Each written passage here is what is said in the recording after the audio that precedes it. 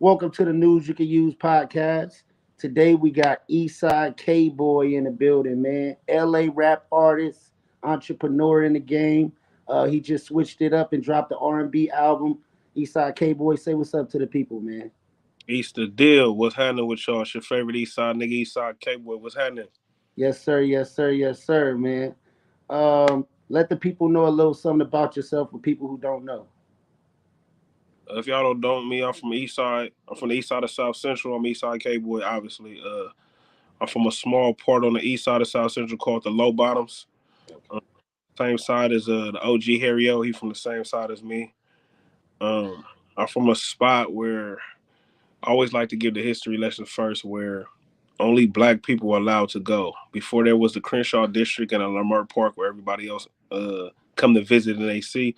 My side of town, the low bottom east side on Central Avenue, that's where only blacks can come. People like Billie Holiday came to play and all shit type of shit like that.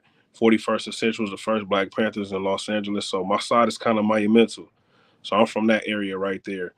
Um, I've been doing this rap shit for a long time, bro. I started off with G Malone, uh, with his crew called Blu Division back in the day when he was with Black Wall Street, and then he Mack 10 and Cash Money. So I've been around musical shit for a long time, man, and I'm finally getting my just due. Yes, sir. As you deserve, as you deserve. So, how did you start in music, man? Tell me, like, some of the first music you heard that inspired you.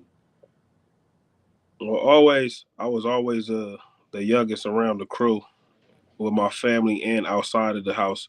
So it was influential by Snoop Dogg, Ice Cube, the whole West Side Connection, Corrupt. On the East Coast, of course, Nas, Jay Z. Uh, I like Big L. I know he had a short period of time, and he got killed when I was young. But one of my older cousins used to listen to a lot of East Coast rap. So those are all like type of influence. You know what I mean, that I was growing up to listening in the house, especially Snoop Dogg and the Dog Pound. Yes, sir. Yes, sir. So, who were some of the people when you first started rapping to get you in a real studio and give you an opportunity? It was Glasses Malone. Yes, sir. G Malone. Gave me my first opportunity, and he put me in the studio. I was in a group in the beginning. I was in a group called the Block Boys. Me and my boy Ace. He put us in the studio. First professional studio and first professional producer I ever worked with was Day One. He's a big producer out here on the West Coast. Shout out Uh, day one. he gave us our first beat, and we was in there with Day One, Bishop Lamont. Problem gave me one of my first beats back in the day. A lot of people don't know that Problem is a dope producer, Oh, that's despite dope. being a dope rapper. So, yeah, that was the first time. Honestly, G Malone gave me my first shot. G Malone, my manager to this day, his name is Pooh G Malone, older brother, and Jazzy D. They gave me my first shot. Shout out G Malone, man. Shout out the sevens, man. You know what I'm saying? Oh yeah. Uh, so who are some of the people that you work with? After you got in with G Malone and you in the studio, who are some of the artists that you had a chance to meet and work with? Shit, being around G. Shit, I work with him, of course. I work with Bishop Lamont. I work with Problem. I worked with Joe Moses back in the day. Nip, Tiger, Ty. Shit, Paul Wall, Mac Man. When G was over there with Cash Money. Man, I work with a lot of people, bro. Shit, that was the early days. Man, that was Yes. before people was even cracking. The whole TDE, they still family to this day. So I work on every TDE artist, Schoolboy, JayRock, Kendrick, Absol. Uh, Ali was mixing at the time. Punch was mixing at the time as well. So yeah, man, I've been around. So, what was some of those studio sessions like with Nip, man? Give us a good Nip story, man. It's funny because everybody like have similar stories about Nip's process of taking too long.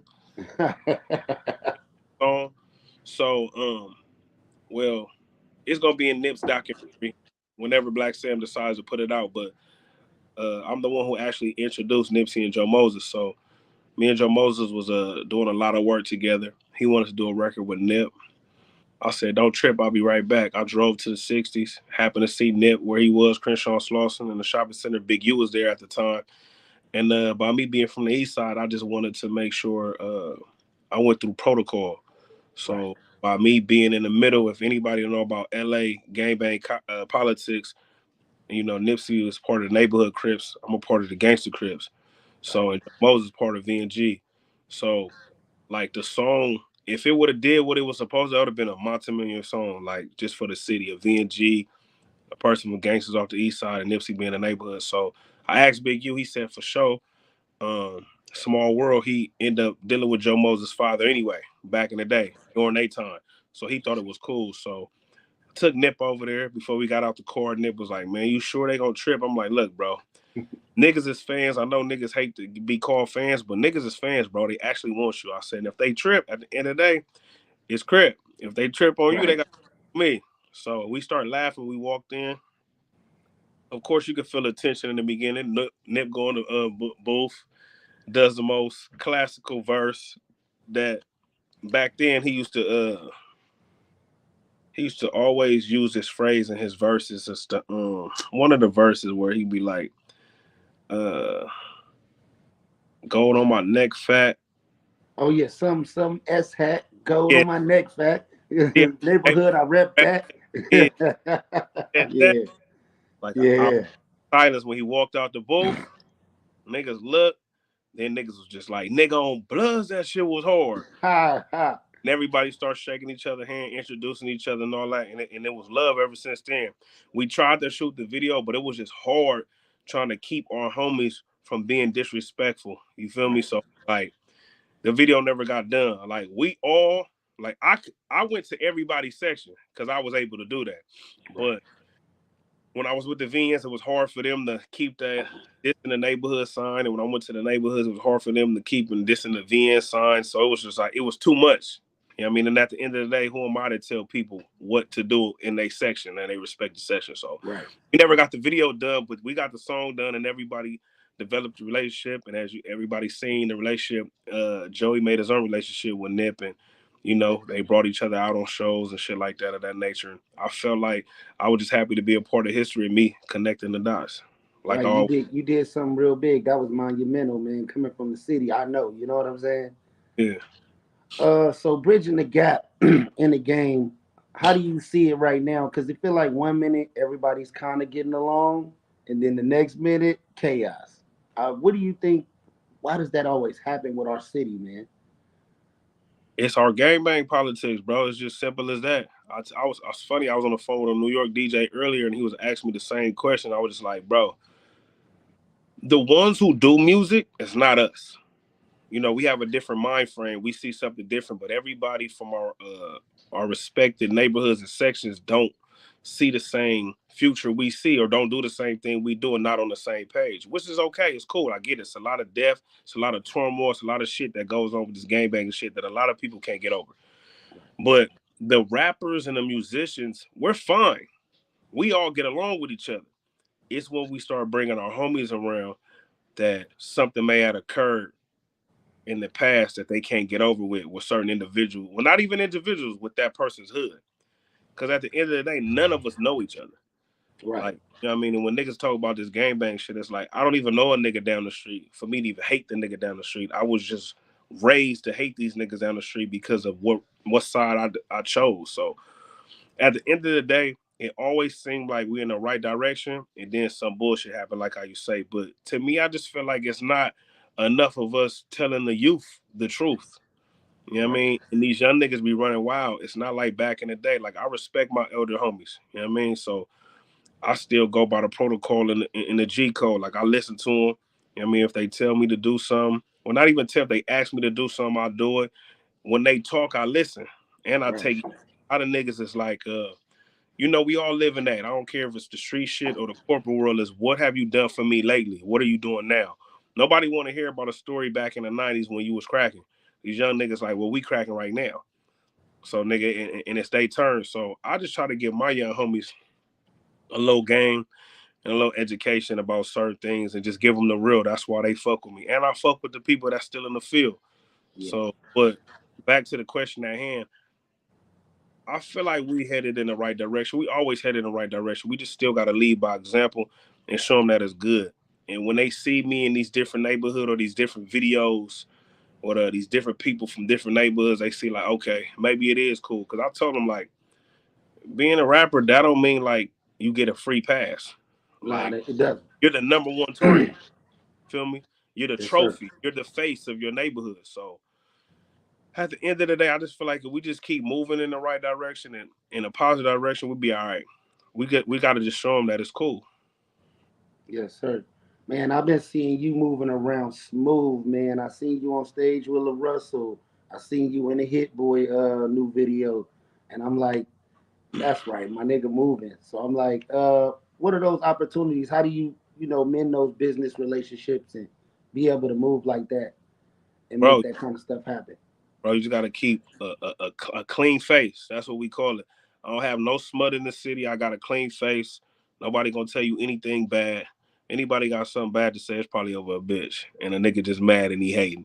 Other than that, bro, I don't got no smut on my name.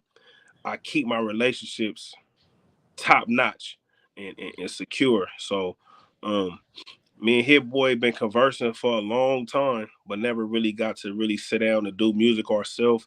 I'm just always in the same room as he in. I was there through the whole process of Game's Numinati album that Hit Boy majority produced. And when his father got out of jail, I kept reaching out to his pops. I love his pops because he's such a gangster. Hey, man, his music dope too, man. I reached out to him too. He cool. He cool too.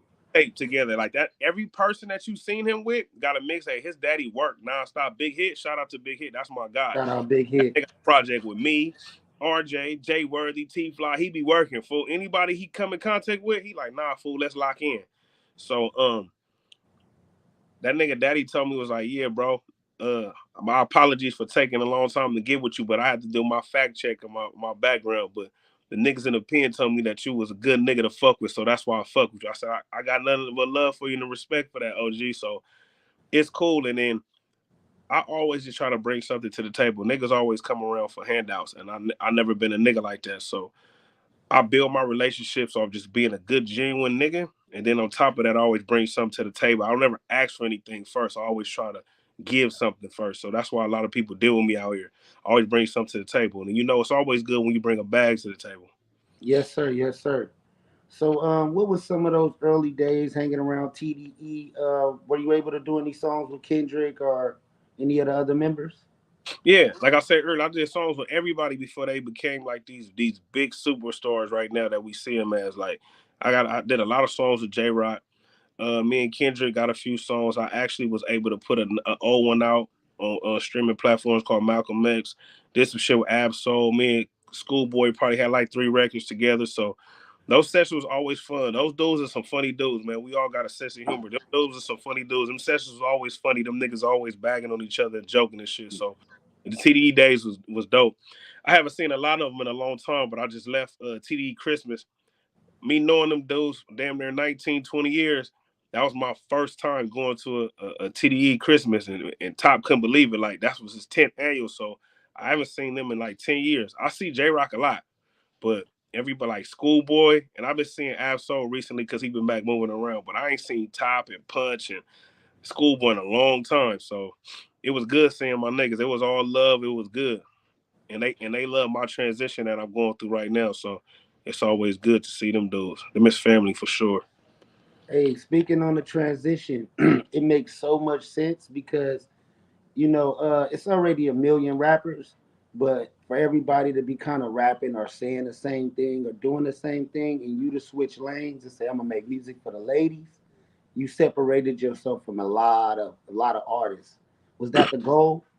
You know what's so funny, man? Everybody that's around me been telling me that for years, and I've been fighting it. G been telling me that since I've been a young dude.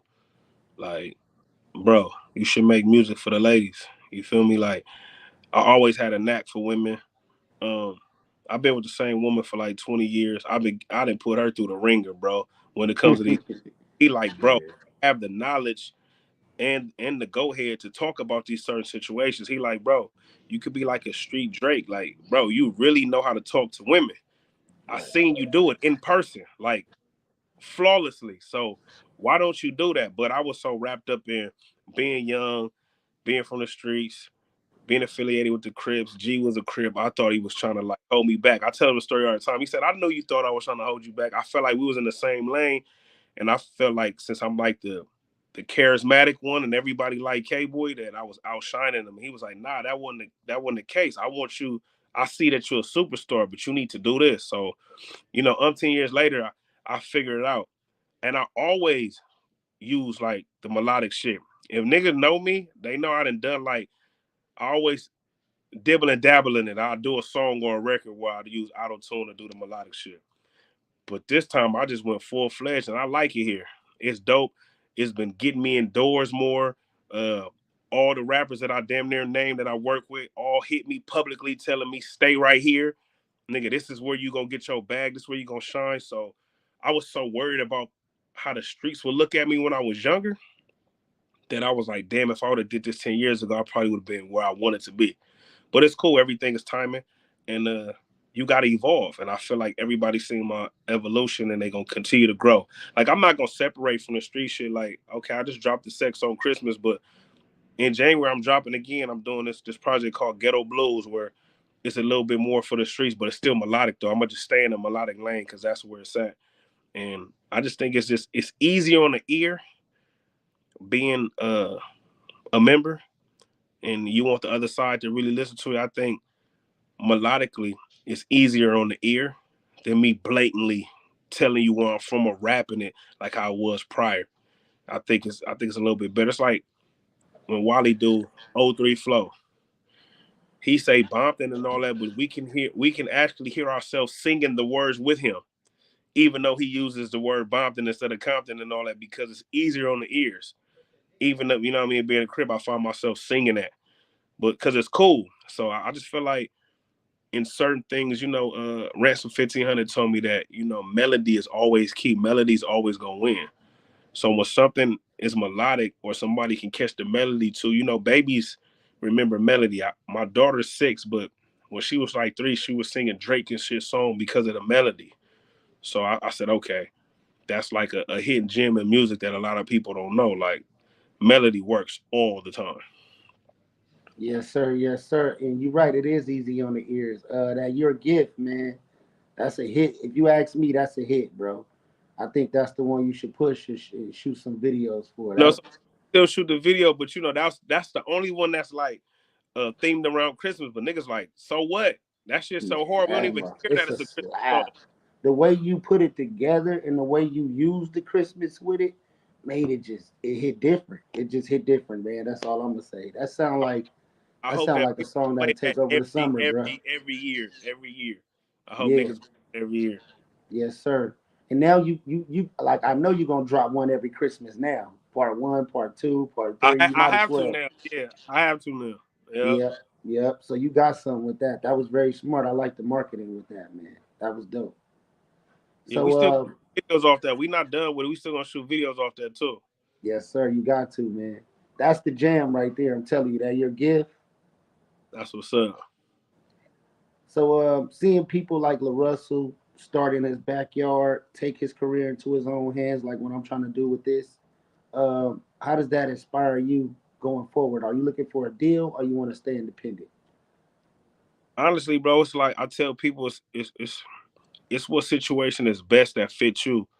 Of course, you want to retain ownership of a lot of shit that you do, especially because it's our intellectual property. But everybody end up going major one time because they need the machine and they want to be heard on a global scale. Mhm. So right now it's just to me, I'm just working, bro. Right. Like a situation come, I mean, I had deals offered, but it just wasn't for me.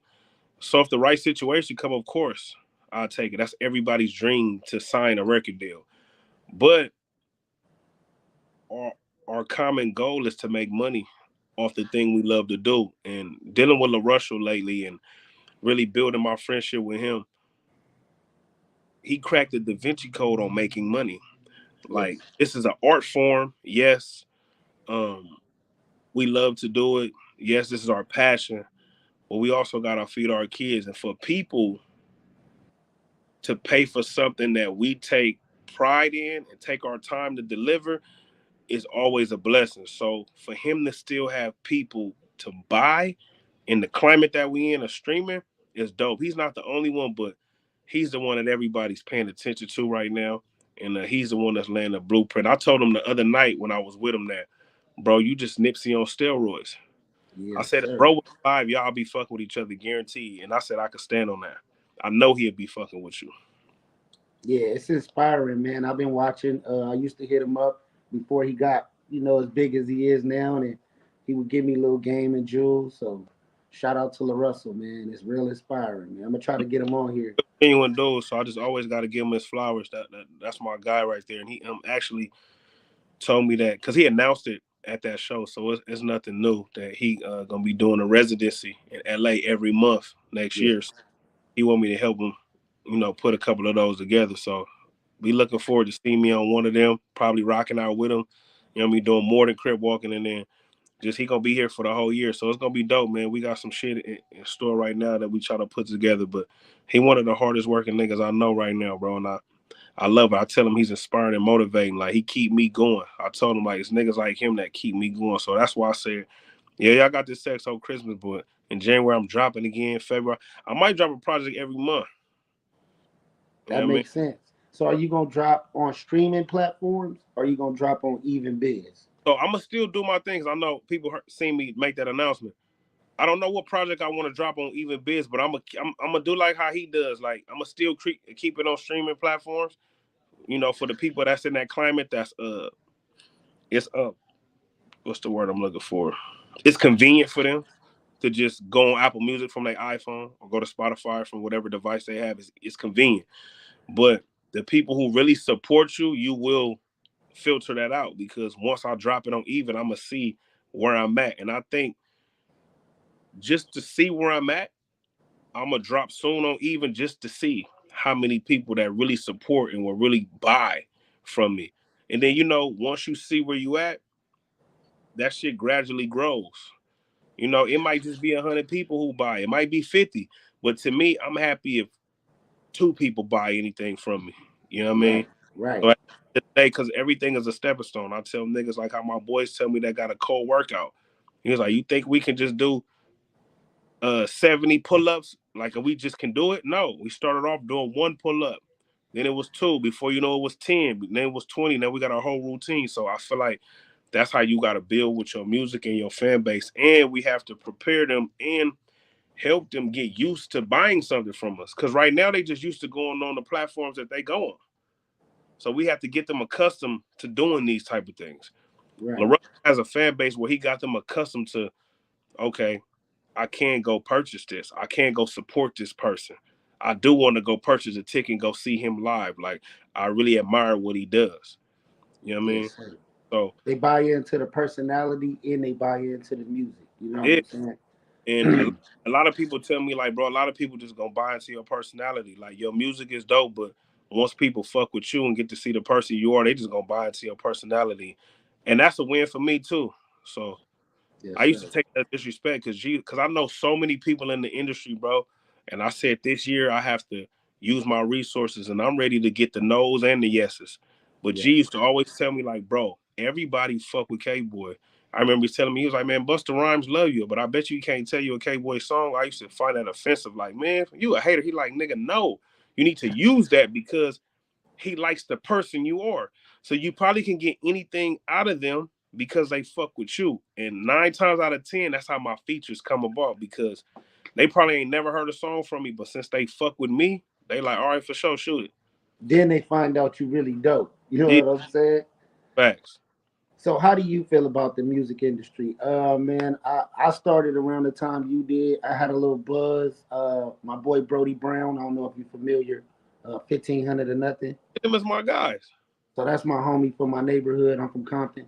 Okay. Uh, and he gave me a push, he gave me some beats, he gave me a hook, and he sent me flying. And I was out there trying to get it in. And what I learned real quick, real fast, was that people would be like, "Oh yeah, man, I'm gonna hit you, blah blah blah. Yeah, we gonna tap in. Yeah, we gonna," and it'd be a lot of fake love. How do you feel about that, man? Bro, you just gotta just play the game. Um, you don't wanna be what my niggas be calling where keeping it real goes wrong, right? Yes. Like, nigga want to keep it too real, so real where you miss all your opportunity. I'm not telling the person to be fake, and I'm not telling the person to be real with themselves. You don't have to compromise who you are or lose your dignity or integrity to deal with these people. I just tell them just play the game how it is. I know for a fact, because it's a lot of good shit going on. I know for a fact once this shit transpire in 2024, which is starting January and February, it's a lot of things I got going, Mm-hmm. and it's going to be going on the other side of the map. Everybody on this side gonna hit everybody like, oh, that's my boy. He been popping and whoopty whoop. I'm gonna accept it all. I know that's gonna come because that's what comes with the territory. Yes, Don't sir. nobody fuck with you until somebody else they fuck with you, and then everybody say they been fucking with you. That's what it is. So I just say, man, it's the industry. It's entertainment. Everybody is an entertainer. You know what I mean? Yeah. Everybody got on the costume, man. I just say, just play the role right. You know that 9 times out of 10, that person may not hit you, but you still exchange the contact because when they see you doing something that will become beneficial to both parties, then they will hit you. Trust me, they will reach out to you, bro. I Yeah. got so many people numbers in my phone that I be laughing like just like this little, and I call it little, this little motion that I have just by dropping this on Christmas. I got all type of people hitting me publicly like, oh, that's dope and it's fire, and it's like, but I've been doing shit like this. You nigga, you know me, but it be like that. It's because they seeing the momentum. So my reel must have hit their page, that hit their page, that hit their page, and they see other people supporting. So they're like, I don't want to feel like that I'm not supporting. It Yeah. comes with the territory. So I would tell a person, just play the game how it is. You have to learn how to play the game. You have to. If you don't, you're gonna lose all the time. And if you Yes, want to sir. be a real ass nigga in this game, it ain't for you. That's real. Not You meant for said us. it best. It's So, really not for us. So I'm not saying the niggas in the industry fake, but they just know how to play. Cause there's some real street niggas that made it in the industry, but they knew how to play their position. You have to know how to play it. If you don't, you're gonna lose every time. And you can't yes, go sir. crashing all the time because you're gonna crash and fuck up. So, what do you think takes it to make it in this game right now? Is it talent or is it popularity? I honestly think it's consistency. And I know that sounds cliche, but you got to be consistent at anything you do. I don't care if you're the A&R. I don't care if you're the intern. I don't care if you're the artist, the manager. You have to be consistent in something and keep working at it every day. I think that's longevity, and that's how you're gonna be successful. Because it may not happen today, tomorrow, a month from now, a year from now, but somebody gonna see your consistency of your hard work. And if somebody is gonna be intrigued by that and they're gonna want to help you. And that's what's been happening to me lately. Like I got a record, my boy in here with a featuring Envy called Teleport. I told niggas that when we do the record, bro, I kept stressing Envy like, bro, we have to do the record. He wasn't getting it at first. I'm like, bro, let's hurry up and put the record out. I said, I'm seeing this trend of people drinking this wine. I said, I want a record before somebody does it, which I was late to the party. It's like 100 Taylor Port songs, but mine stick out of all 100 songs, mine stick out the most. So, with that saying, I got the attention of the Taylor Port company. So now they fuck with me, and 2024 is gonna be some big shit going on. So that's what I'm saying. Like, it's the consistency, and when you say you're gonna do it, you gotta go attack it and attack it hard.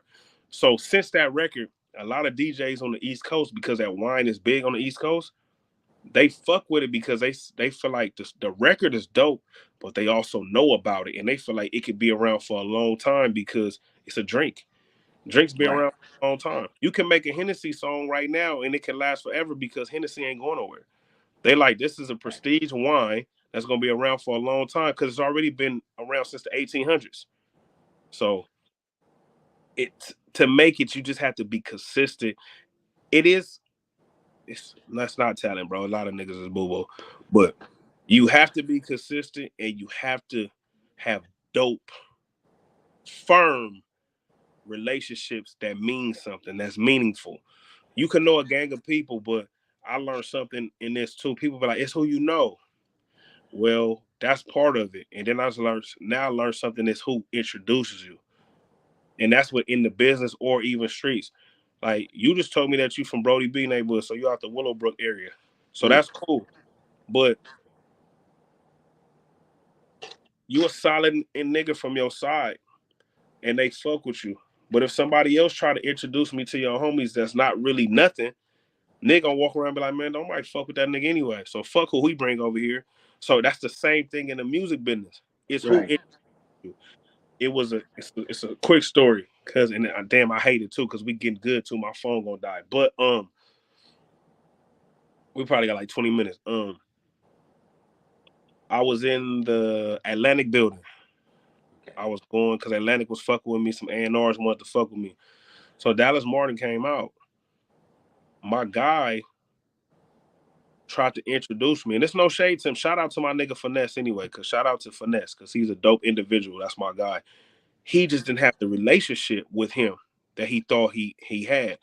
So he introduced me. He got me to the building because somebody heard my music. So he like, come up here. They want to hear you. A&R want to hear you. I'm like, cool. So Finesse, shout out Finesse. So Finesse got me to the building. When Dallas Martin walk out, everybody know who Dallas Martin is. One of the biggest A&Rs that turned, senior vice president of A&R for Atlantic, and then was the president of the Asylum. He walked out. My boy Finesse tried to introduce me. It was just like, yo, what's up?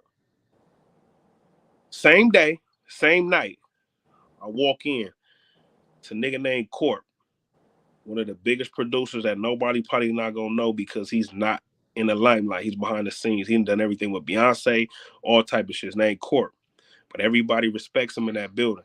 Corp introduced me same night, probably 2 hours later. The response was different. Totally different, huh? Like the nigga just didn't say what's up to me 2 hours ago in the front. Because he introduced me, it was different.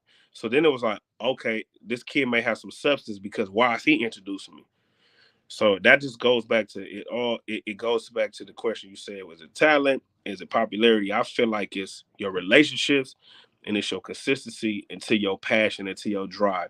Stay at it, keep at it, and keep going. And I feel like I was all around. I was all over the place. Like you don't ever want to be a jack of all trades. I mean, a master of none. So I knew that I could rap. I know I could do melodic shit. I know I can do gangster shit. I knew I could do party shit. And I was just all the way around. That's just being diverse. That's cool, being versatile. But you got to stick at something. And right now, I'm sticking with this because this has been giving me the most traction on a higher platform. Yes, the street shit got me to where I'm at, and people think like, don't go away from that. I said no. I just gotta elevate the street shit now. That's all. I just can't keep hitting you with the same, yeah, cousins, East Side. Y'all heard that for Right, years. right, right. You got to evolve somehow or some way. So me Yeah. being consistent like this has been opening up doors, man. And like I tell niggas, like I know you reached out to me, like I wasn't like shining you off. I feel like anybody that want to do any type of interview with me on any type of level of a platform, that because you never know, in a year from now, man, you can have one of the biggest platforms. We're gonna claim that for you. So Yes, yes. We're gonna claim that right now. I just feel like if I get one person that's a new fan away from this, the job was completed. Yes, Because that's sir. somebody that didn't know who Eastside K-boy was before today. So I tell everybody, don't take these opportunities for granted. Because one of my boys, JayRock, he got clap it up, and he made a post like he was feeling some type of way, and I said, I agree with you. Like, damn, niggas will be so quick to want to go to No Jumper and all those type of platforms and the big platforms, but y'all forget about us over here who really, really fuck with y'all and really is fan of y'all music and who y'all are. Y'all pass us up because you feel like they got bigger notoriety. Not knowing that these are the platforms that's gonna help you catapult to them. Everybody try to just go to the big one first. Right. But you got to start somewhere. And I know people know me, but I fuck with my people, gang. So I was gonna do it. I know it took a little time, but I was gonna do it regardless. I believed you, man, and I appreciate it. I'm building this platform for the big people, the small people. If you do hair, if you want to get on here and talk about sports, this is for everybody. This is for the people, by the people. I got tired of seeing our culture being exploited, being disrespected on camera, talk to, asking police questions. If you notice, I ain't asked you no weirdo stuff. We have respectful, intelligent conversations on the No, news you can use. You know what I'm saying? so we know what to ask and what not to ask. Like, come on, bro, we not finna do that. And look, you didn't tell me nothing was off limits. It's just sense. And I be seeing people, they doing stuff for clicks. We not doing stuff for clicks over here. We being real, we being genuine, and we building relationships with people on No, our way up. no, we gonna build you up, and then you gonna have a spot where people gotta come sit down. You know what I mean? Yes, So sir. Yes, sir. You know what? I appreciate this, man. I'm gonna end it because I know your phone dying. But whenever you want to come back, whenever you finna drop your new project, whenever you got something going, if you got an up and coming artist who ain't really got no shine, ain't got nothing going, send them over here. Nah, yeah, like talk to my boy Envious, man. He was joining us and shit, but he dope, man. He been around the game for a long time too, man. He's a dope songwriter, producer, nigga's a DJ. You feel me? He started his whole coalition DJ called Team DJ. Them was actually my DJ, so when I perform, I use them. I've been knowing him for like 19 years, and he's actually dope. And we all been discouraged before about doing this music shit, but I'm happy that I played an integral part into helping him get back into this shit. And like he dope. Like he on the record too. You hear him on Sex Talk. Like that's him. He hard.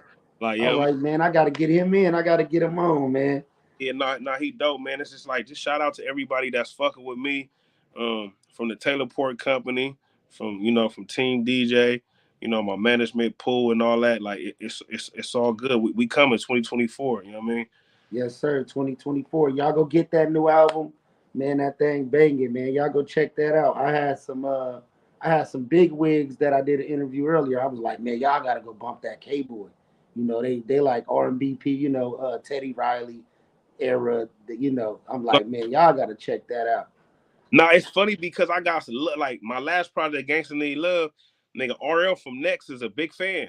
So it be funny to me because I'm like, cuz I don't even know how to sing like that. But he Hey, like, man. bro, he like content is hard. So you know, Yeah. we look, I'm telling you, man, I talked to Eric Bellinger earlier on DM, like, man, it's cracking.